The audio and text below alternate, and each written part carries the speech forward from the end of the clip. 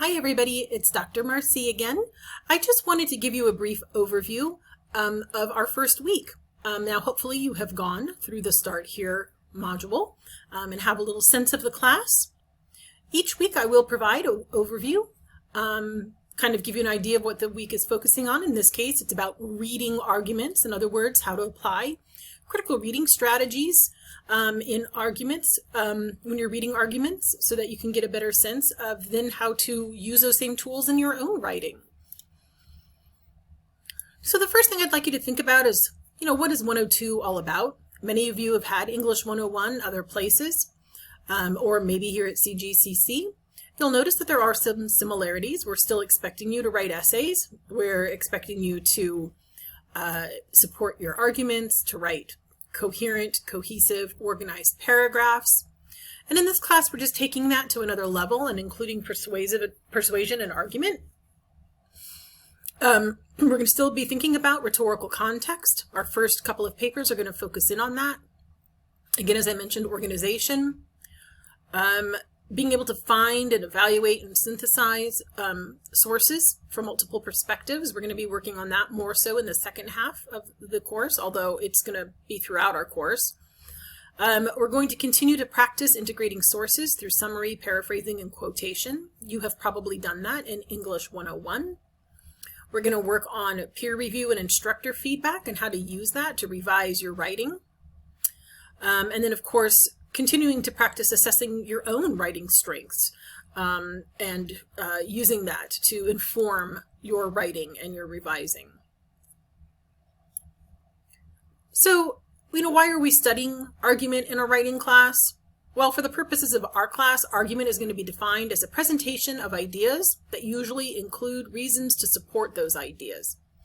So argument's all going to be about presenting an idea in your writing, and then you provide reasons as well as counterpoints to support those ideas. Now, according to our wonderful textbook author, Professor Anna Mills, she would argue that academia and professions need writing because it is our best tool for sharpening our thinking.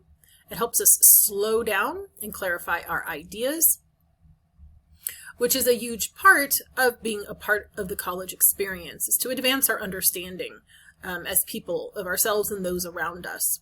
So to be a part of that conversation, argument becomes a crucial role in that because it slows down our thinking.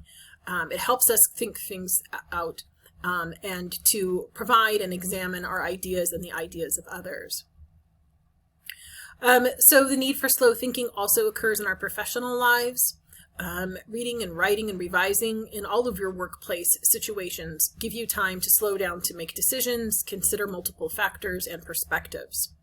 So it enables us to make stronger decisions and more effective decisions.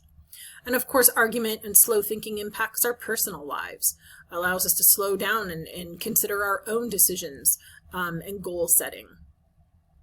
So you can read through this a little bit more on your own to get more of a sense of this. So what are we doing this week? We're going to start learning about how to read for argument. So as a reminder, assignments are due on or before the due date. So you can submit stuff early if you want. It's due by 11:59 p.m. of the due date listed.